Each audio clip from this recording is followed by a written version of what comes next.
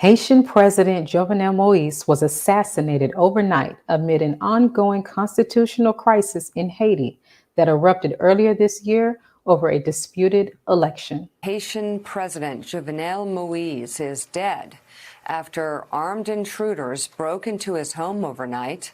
According to an official, the Haitian Prime Minister, the nation's leader, was fatally shot. His wife was also injured in the attack. NBC News has not confirmed the report. The statement did not identify the assailants, but said they were Spanish-speaking. This comes amid months of political upheaval within the country over calls for the president to resign. Again, Haitian President Jovenel Moise apparently shot and killed inside of his home. Joining us to discuss this is weekly contributor Brian E. Muhammad, writer for the Final Call News. Greetings, sir. Greetings, Rosalind. Thank you. Yes, sir. Thank you. We learned today that the Haitian president, Jovenel Moise, was assassinated overnight. Has anyone or any group claimed responsibility for his assassination? No, no one has claimed responsibility. In fact, the reports that has been going on all day about it, particularly from the interim Prime Minister, Claude Joseph, who said that they don't know who did it. And there was some footage apparently that was captured where they heard English-speaking people and Spanish-speaking people, which implies that these were, outside mercenaries or outside foreign interests that did this act in the wee hours of the morning. Are there any suspects being mentioned?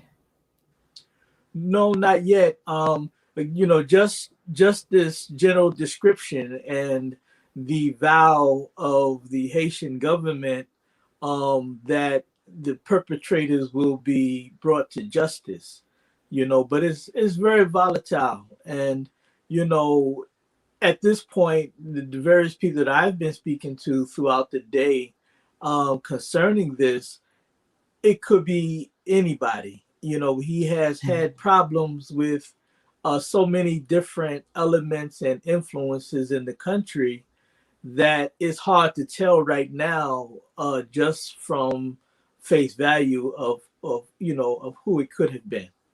Okay. Now, speaking of his issues that he's had since he's been in power, how did the Haitian president come into power to begin with?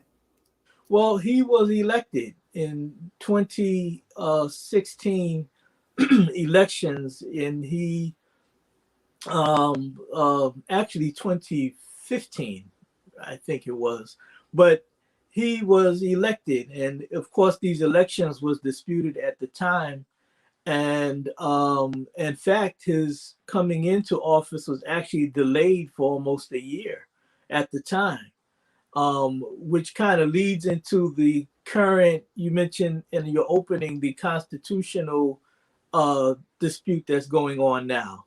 And the constitutional crisis is rooted in that problem of those initial elections, because he's saying that, or his position was that since I was delayed into coming into office, then my term actually started at the end of that delay, which would take him to have ruled, if he had lived, until February of 2022.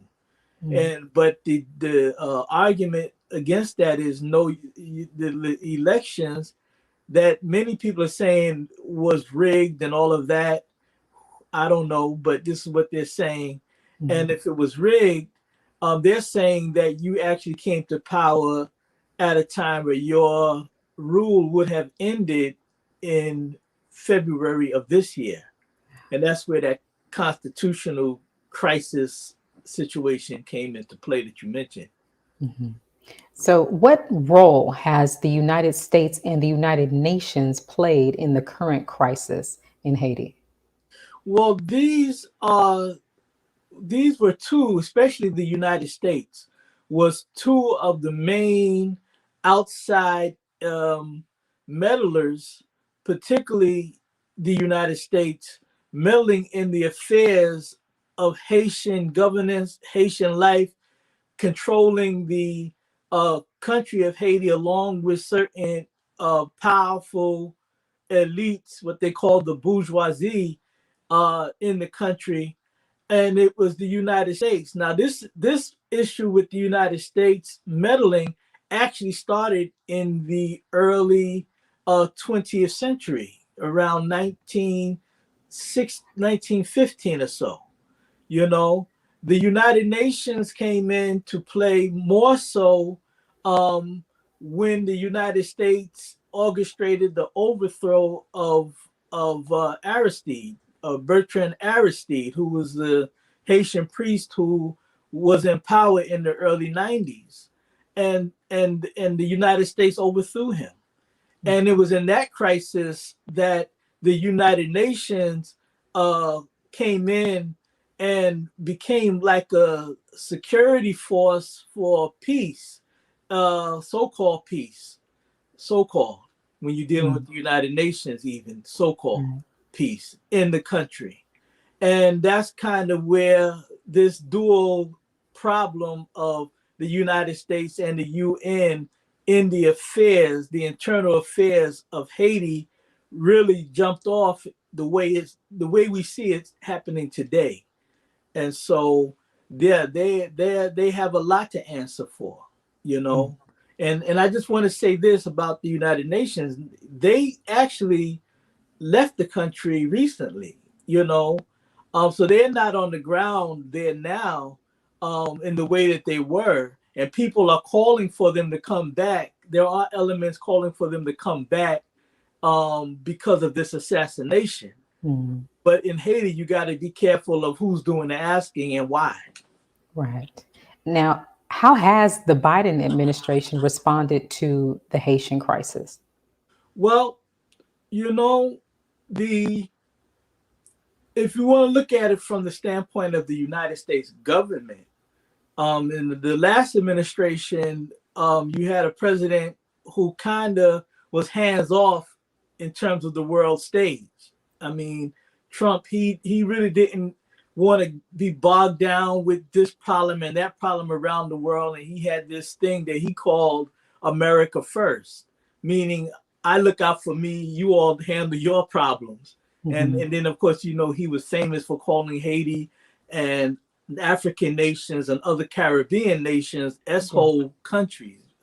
And, you know, so Biden administration took a different take.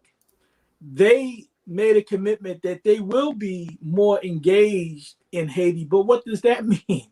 Right. For America, that means, you know, the last guy, he's still an imperialist, but he didn't want to, you know, it's like somebody who has a lot of responsibility, but they don't really want to be hands on about it. Hmm. That's the only difference between Biden and Trump. The Trump administration is going to be is committed to be hands on with their imperialism, but it's the same thing for the Haitian people. So, you know, it's the same thing. So, but he did today. His response, you know, that it was a terrible situation, and you know, and it's still yet to come out what his position is going to be, because he didn't really get any kind of reports yet on the assassination when they were asking him in the media. That may have happened by now, you know, at this hour of the day. But yeah, yeah. Okay. Now, a few moments ago, you mentioned how the U.S. and the UN have had their hand in Haiti for many, many years. Has the U.S. and or the UN been controlling the secession of Haitian regimes since the United States coup against Haitian former president, um, and I'm going to pronounce this, John Bertrand Aristide? Aristide, Aristide. Aristide. Thank Yeah, you. yeah. They To answer your question, they have always, I'm gonna separate the UN for a minute, but the United States has always meddled in every single administration that was in power. Every president that came to power, you know. Um, and many of them were puppet regimes. Many of them were in the hands of America. So these were not necessarily good people. Um, it wasn't since Aristide, you know, Aristide was probably more independent of these outside interests like the United States. Okay. But the rest of them, in some way, were controlled and certainly very much influenced by the United States and looking out for the status quo, which is the power elite that controls the money there. You got a whole group of power elite, a small oligarchy of people that control the economics in Haiti. The United States backs that. The United States backed people like this current president. Now, again, why he was assassinated and whether or not, because there's no honor among thieves. Trust me, there's no honor among thieves. So maybe he messed up with his benefactors, which was the United States and these other outside interests. I don't know, but yes, to answer your question, they've had this running relationship with them all. Okay.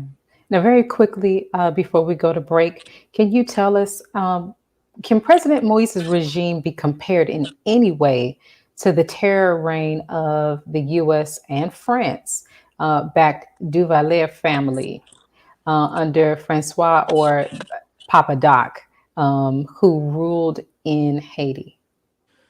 Yeah, I mean, corruption is corruption, and I think that the real comparison, how do you compare um corrupt people? Like, how do you compare? They both had so much bloodshed, both all three administrations, I would say, because Papa Doc and then his son, and you know, they both was very problematic. All of them were problematic for the Haitian people, as we can see.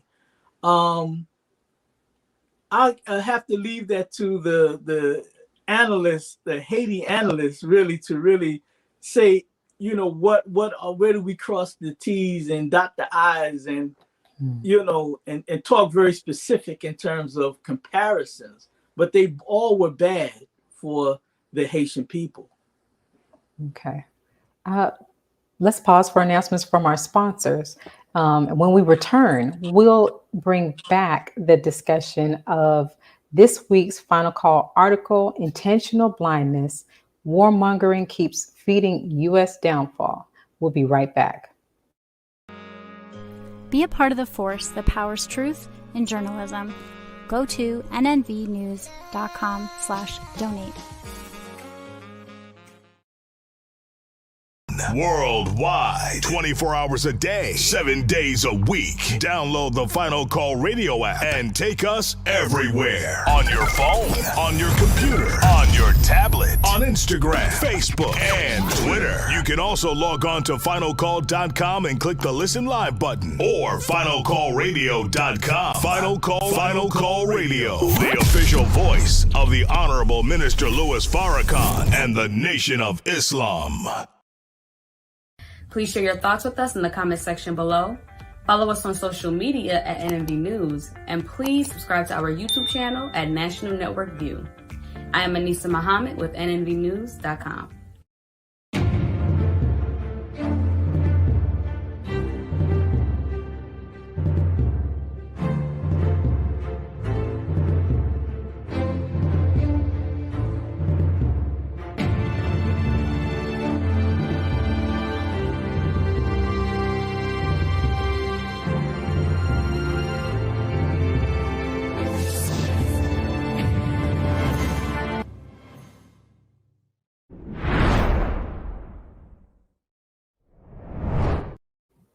At this time, when the nations will have to face the consequences of their deeds, the Final Call News reminds us that it is America's intentional blindness and warmongering that keeps feeding the U.S.'s downfall. We're back with Brother Brian with more on this. Greetings, sir. This part is a good conversation. Get a chance to talk about the prophetic where America is in scripture and all of these problems in the world. But let me let you get to your question. I'm ready. All right. Well, you and the Final Call news editor, Nabab Mohammed's article, Intentional Blindness, Warmongering Keeps Feeding U.S.'s Downfall, provides a wealth of information about the many conflict hotspots around the world. With all of these situations going on, which do you feel is the most imminently dangerous situation? Yeah, you know, the great reggae singer Bob Marley sang a song, "So Much Trouble in the World," Mm. and I think that they all lend to the end of this world as we know it. I think certain hotspots are more dangerous than others. I think what's happening, this back and forth tug of war between the U.S. and Iran, is a problem, because it has the potential to draw the nations of the earth into war, which leads to a war that the Most Honorable Elijah Muhammad and the Honorable Mr. Louis Farrakhan have constantly warned about from the scriptures, called the War of Armageddon, where all of these nations will be engrossed in this battle. So I think Iran is a serious issue, not because Iran is an issue, but the West response to it, and this back and forth. Israel, definitely. Israel, because Israel is the instigator in all of this. It's Israel in that region, the Zionist state of Israel, they're the ones who is pushing for the nations of the earth to get into a hot war with Iran, and then their issue with the Palestinians that go unsolved, and the fact that that also has a potential to draw the nations of the earth in. And so between those two areas, I think, if somebody was to ask me, as you did, what do I think is the worst? I think that those are the worst around the globe. Mm. Yeah. Yeah. Your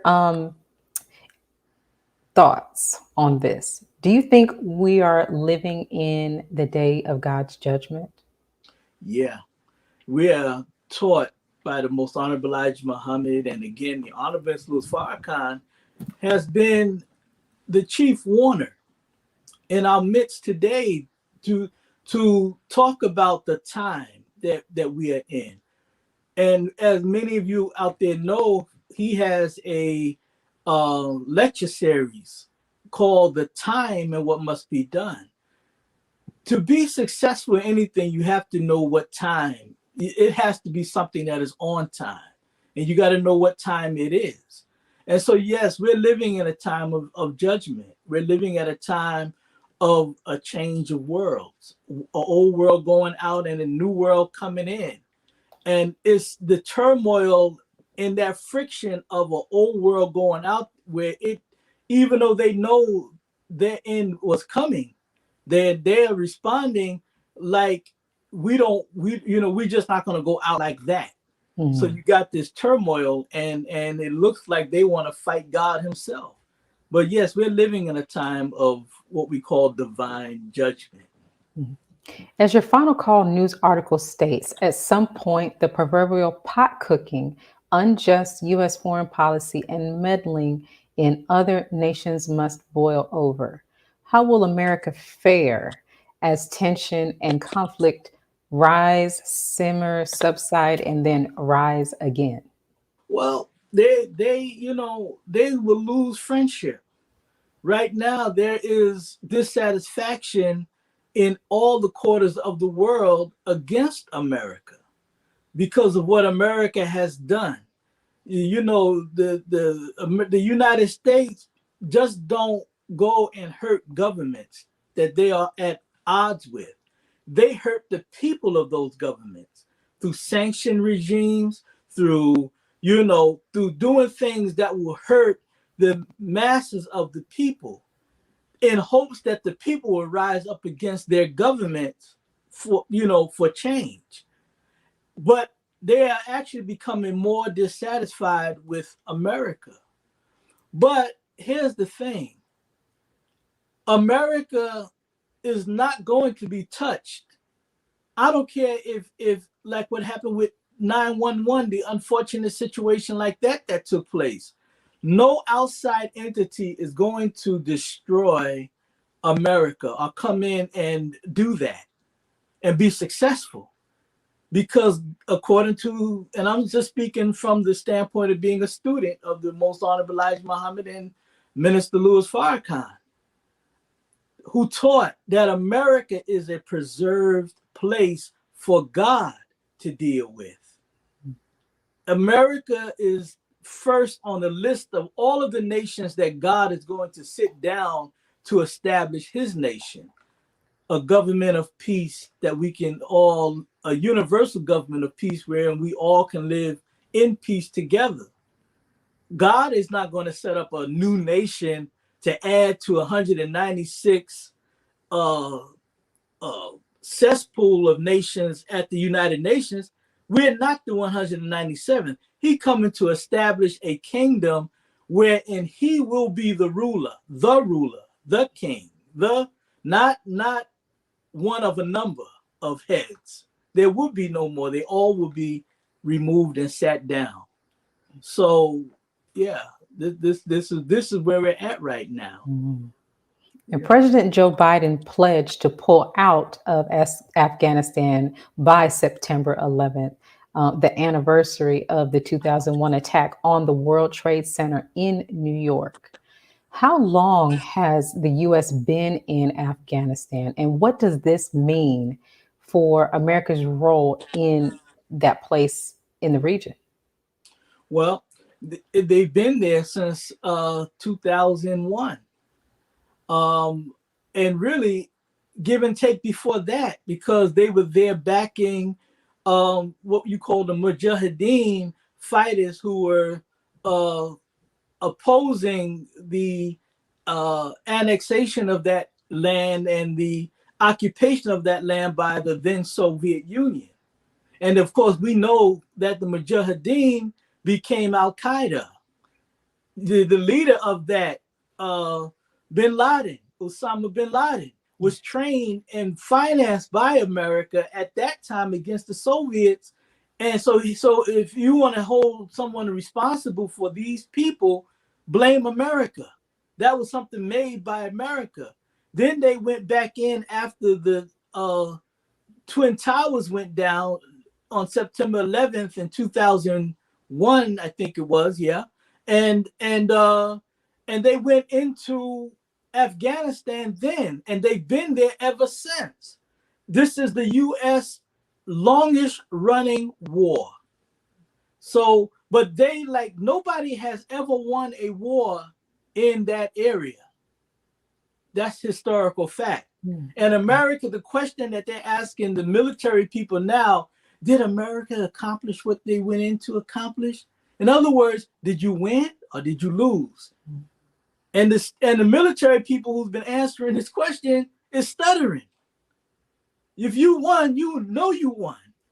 If you lost but can't admit that you lost, then you stuttering. And that's what they're doing. Now, will America's role be? That's an interesting question. Because the real reason why they went in was not going after terrorism. The real reason why they went in was because they wanted access to the oil that land have up there. And they needed access to the Black Sea. And so the oil pipelines, who control the oil pipelines to the sea is who is king. And that's what that fight has been over all that time. That was the situation when the Soviet Union, now the Russians, when they were there, that's what all that's about. They had nothing to do with no terrorism. It had everything to do with oil. And so again, what will happen, because I'm sure they're not taking their eyes off of their prize. Right. But militarily, they cannot afford to stay there. America has lost a lot of blood and treasure in Afghanistan. And I would answer the question that the military leaders are stuttering over. You lost. You lost. You got your tail between your legs, and now you got to come back. As the Honorable Elijah Muhammad said would happen. He said that they will be ran out of that part of the world. They would be ran out, and it's happening right in front of our eyes. Yes.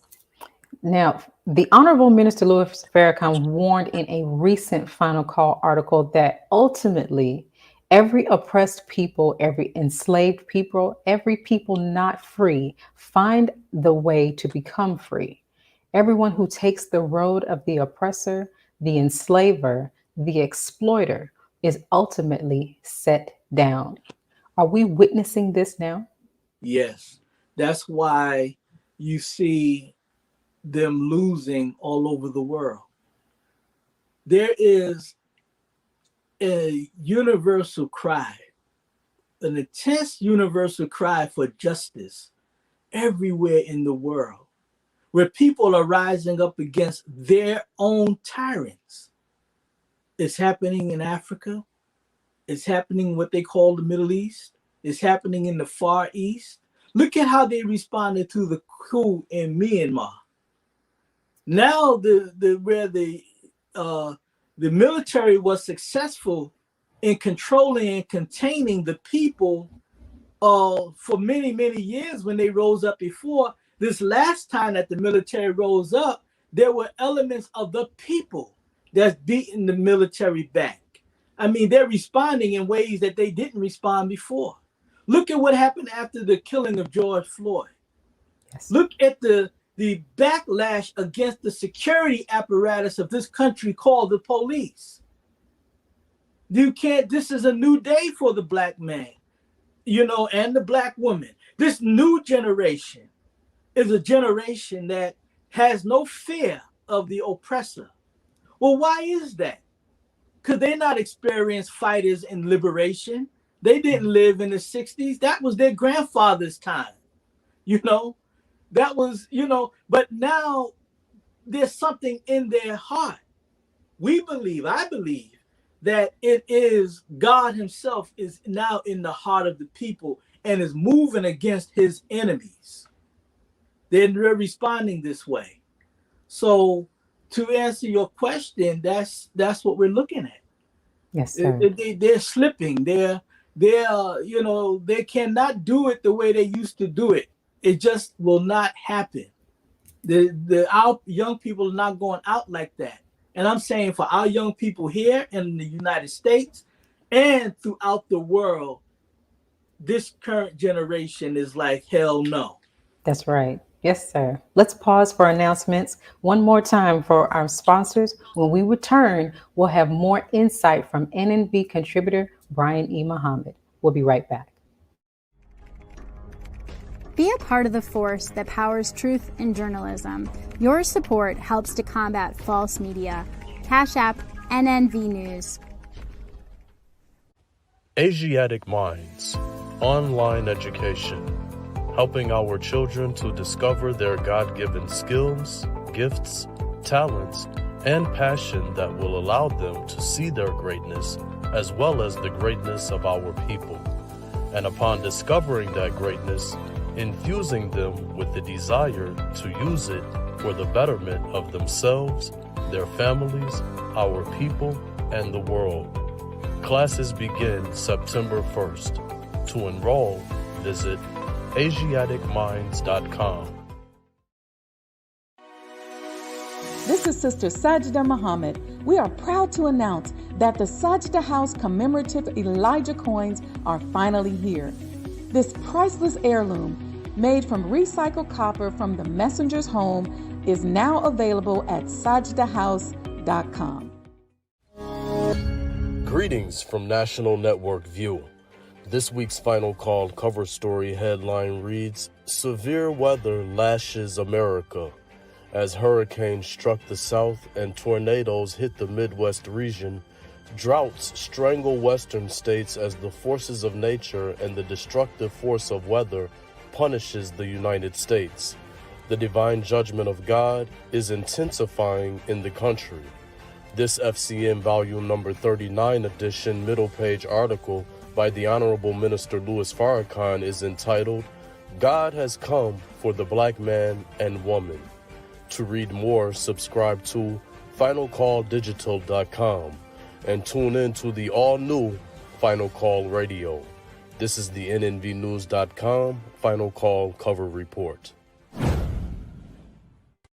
Please make sure you leave your comments and questions in the comment section below.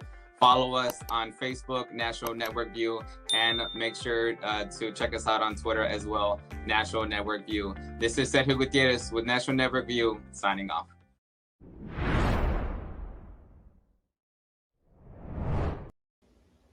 Thank you for returning to us and staying with us through this segment. We have Brother Brian back to give us more insight on the global view.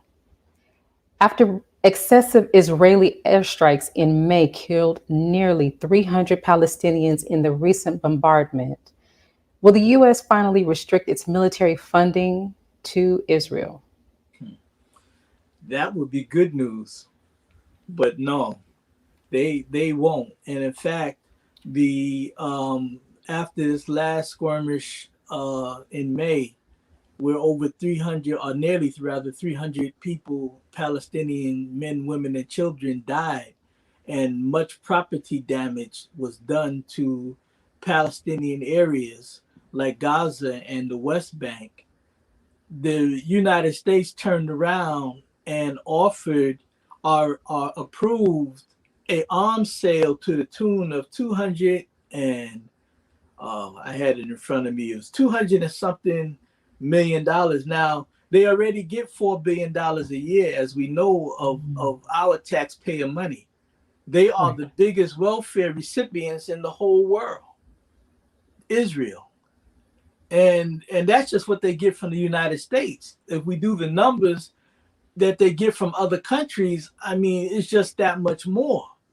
But they signed I'm looking for the figure because I want people to know what their government is doing. You know, it was I can't find it, but it was millions of dollars worth of arms, and really it was to replenish what they used against the Palestinians just last month. But why would you do that? And even though it has not been put through Congress yet, analysts are saying that there's no reason why they believe that the Congress people will say no to the Biden administration of making this arms sales to Israel. It's crazy. It's crazy. So no, they're not going to stop. They can't stop. Is America the leading arms dealer globally? Yeah. In fact, they found that America had increased its sales in arms. I'm talking about these big ticket military arms sales around the world by 37%. I mean, that's a lot. That's a lot. And and I just want to maybe just read this right quick. It's a small piece to really give a picture. And this came from the Stockholm International Peace Research Center, which is an institute which keeps up with these numbers of global arms sales around the world. It said numbers from April revealed America supplied major arms to 96 nations, far more than any other supplier. Nearly half, nearly 50%. It was 47%, but that's nearly half of arms sales of all went to the Middle East. Saudi Arabia accounted for 24% of total U.S. arms exports. See, and why is that important for us to know? Because they are buying these arms, but they're not aiming these arms at the biggest arms. Really, the biggest arms problem is the state of Israel. If you notice, Israel is the only country in that region that has nuclear weapons. Yes. See, they want to say Iran, but Iran is not really in what you call the Middle East. It's more Asia, what they call, but the point is, Israel has nuclear weapons. No other country has nuclear weapons. But then when you see them buying these arms, they're not talking about containing and put Israel in check. All of them are talking about we're getting these arms because we got this problem called Iran near us. Right. Particularly Saudi Arabia. See? It says this. So you're buying these arms to kill each other as Muslims? How are you killing your own Muslim brother over a political problem, over geographic issues, real geopolitical problems, at the instigation of Israel and America? And America has, I don't care what America says about bringing some of these deals down, scaling back. Yes. They have to sell these arms because this is where they make a lot of money. It's about the money for America. So they're not interested in peace. Mm-hmm. They make money when it comes to war. Right. So, Brother Brian, speaking of Iran, Iran has been suffering under the U.S. Sanctions. Mm-hmm. Have the so-called moderates lost face in the Islamic Republic? Well, I think that, no nation enjoys, or no leadership enjoys 100% satisfaction from its people. The Iranian people, they want peace, and they want to live their lives, without the threat that they were under. This is politics. Whether or not it's the more moderate thinking ones, and really a lot of times in that part of the world, when they say moderate versus those who aren't, the moderate ones have more of a taste to appease their enemies, like the United States. They have more of a propensity to play ball with the European Union and others who may not do things for the best interest of the Iranian people. So I'm not taking sides, don't get me wrong. All I'm saying is that when you say moderate, we got to look at what are the politics involved in the moderate versus the others. I don't know if the Iranian people have lost taste or not.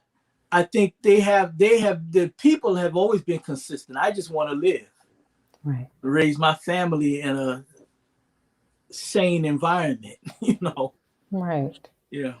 Now, Brother Brian, very quickly before we close out for today, you mentioned the Most Honorable Elijah Muhammad and some of the teachings earlier in our segment. The Honorable Elijah Muhammad said America is number one on God's list to be destroyed. How is this to come about? It's coming about. It's happening right before our eyes. In the Holy Quran, Allah talks about the disbelievers and the hypocrites and all of that. And when you look at these people who qualify for that, and if you qualify to be destroyed by God as America has so much did to themselves, you have to look at, did God do this to them? Or did they do this to themselves? So the Holy Quran says, we wrong them not. but they wrong their own souls. There's a natural that you reap what you sow. Justice is that. What goes around comes around. See? So if you are recalcitrant, and every nation, like any individual, as we mentioned earlier in the words of the Omniscient Louis Farrakhan, see, every individual, every nation's success in life is truly dependent, and its longevity, nation's longevity, is dependent on how they relate to the will of God. So if you are a tyrant, you cannot live in a day when there would be no injustice. You cannot live in a day where there will be universal peace and you're a warmonger.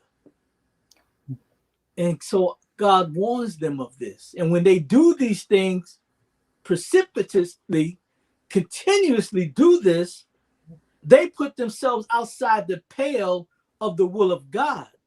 But did God do this to them? No, they did this to themselves. And he is merciful by even saying, if you stay on this course, this is what's going to happen to you. If you drive inebriated under the influence, you might hit something and die. Well, they've been under the influence of Satan. This world has been under, and we're saying that if you continue to drive this nation under the influence, something bad is going to happen. We're not saying it. God himself is saying it. God is saying it. Thank you so much for all of your insight this evening, Brother Brian. We look forward to speaking more with you on the Global View Report next week. Thank you. Yes, sir. Thank you for joining us today and tuning into National Network View News. Please share your thoughts with us in the comment section below.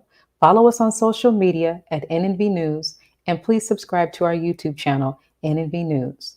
This is Rosalind Parks with National Network View News. Good night. Be a part of the force that powers truth in journalism. Go to nnvnews.com/donate.